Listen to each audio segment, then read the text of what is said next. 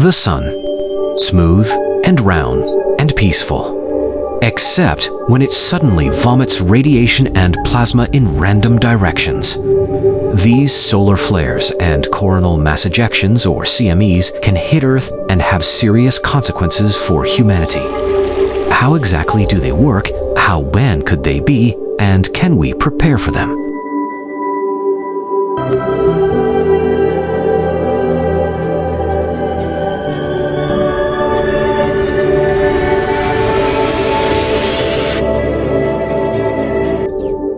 While the sun seems pretty solid, it's actually like a very hot ocean. So hot that it rips atoms into electrons and nuclei, all flowing around each other in a plasma. This plasma is pushed around and shaped by the sun's magnetic field, similar to how the sun's gravitational field reaches out to the planets and shapes their orbits. But magnetism is very different from gravity.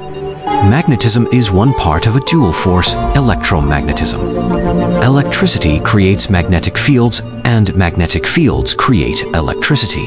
On the sun, the plasma made of electrically charged protons and electrons creates a magnetic field as they move, and this magnetic field then shapes the flow of particles. They're stuck in a dynamic feedback loop called a dynamo, which keeps the sun's magnetic field alive. This magnetic field stores enormous amounts of energy and leaks out over the solar system. It carries with it a constant trickle of solar plasma like a light rain known as the solar wind, creating a sort of space weather. But it isn't always calm and smooth. As the sun's plasma churns and flows around itself, its magnetic field gets all kinked and twisted. This creates magnetic knots that build up enormous amounts of energy. When the magnetic knots break, like a tangle of springs exploding outwards, the sun can vomit plasma and other awful things into the solar system. These solar storms come in many types, like solar flares, a tidal wave of high-energy radiation. They race through the solar system at the speed of light, sweeping up protons in the solar wind, accelerating them into a high-speed solar proton storm. Then there are coronal mass ejections, which rip millions or billions of tons of plasma from the sun's atmosphere, catapulting it through the solar system at speeds of up to 9 million kilometers per hour. When these monsters hit us, nothing happens on Earth. While even smaller storms can damage satellites, affect radio communication, or be dangerous to astronauts, for people on the surface, space weather is harmless. Earth's atmosphere protects us from the worst effects of a solar flare by absorbing the blast of X-rays high up in the atmosphere, well before it reaches the surface. The electrified plasma from a CME is deflected by the Earth's magnetic field, diverting the energy storm to the north and south poles, where energetic particles fall into the atmosphere, causing the atmosphere to glow and creating beautiful auroras. As with any sort of weather, most of the time, things are fine. Sometimes there are hurricanes, though, or in the case of the sun, solar superstorms. And we know that they happen once or twice every century. If one were to happen today, we would first detect strong solar flares, a sort of flash before the much more dangerous thunder. The thunder is a CME consisting of billions of tons of hot magnetic plasma that crosses the 150 million kilometers between the sun and Earth in less than a day.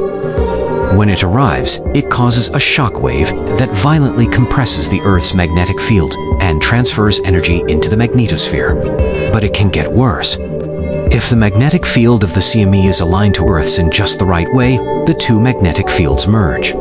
As the magnetic cloud passes over Earth, it stretches the Earth's field into a long tail. Eventually, the energy stored in the tail becomes too much to contain.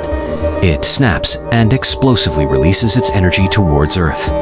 A geomagnetic storm has begun.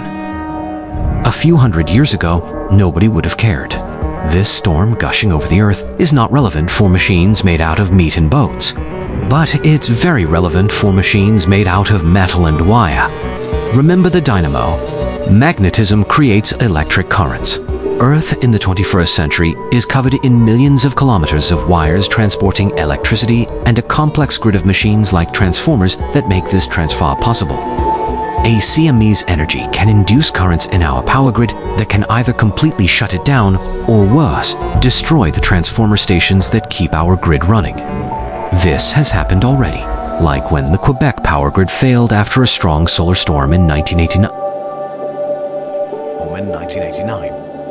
But in general, our engineers know how to deal with these storms, and so we usually don't even notice. The last time a solar hurricane washed over Earth was in 1859, the Carrington event, the largest geomagnetic storms ever observed on Earth.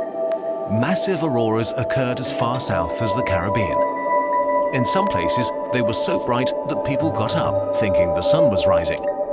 Luckily, we only had one sort of modern technology: telegraph systems. They failed all over the world, shocking their operators and chucking out sparks. Today, we have a tad more technology, and our luck may run out soon. Another bad solar storm is bound to happen eventually. A storm as strong as the Carrington event missed Earth only by a small margin in 2012. Studies projected that it would have inflicted serious damage to electronic systems globally, costing up to $2.6 trillion to the US alone. The time to replace all the damaged systems was estimated at between 4 and 10 years. It's hard to say how bad it could have been. Experts disagreed. Some assumed there would just be temporary blackouts, but others worried it could be much worse. We won't know for sure until a big solar hurricane hits us.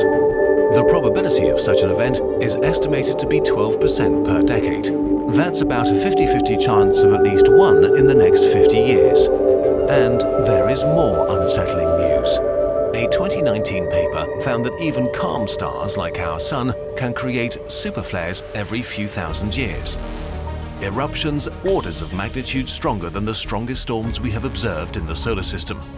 If such a storm hits us unprepared, the consequences could be catastrophic. It's hard to overstate how much we depend on electricity. It's not just the lights at home, it means no computers, no communication, no navigation.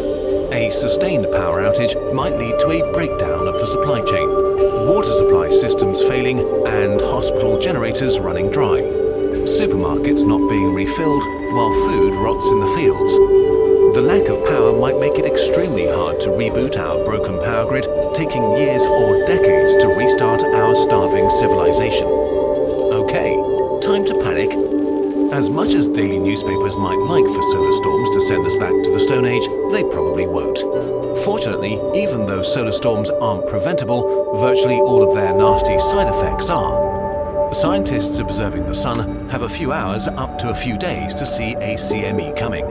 And the engineers working the systems that keep the world running are well aware of the risks posed by solar storms. Transformers and substations can be taken offline.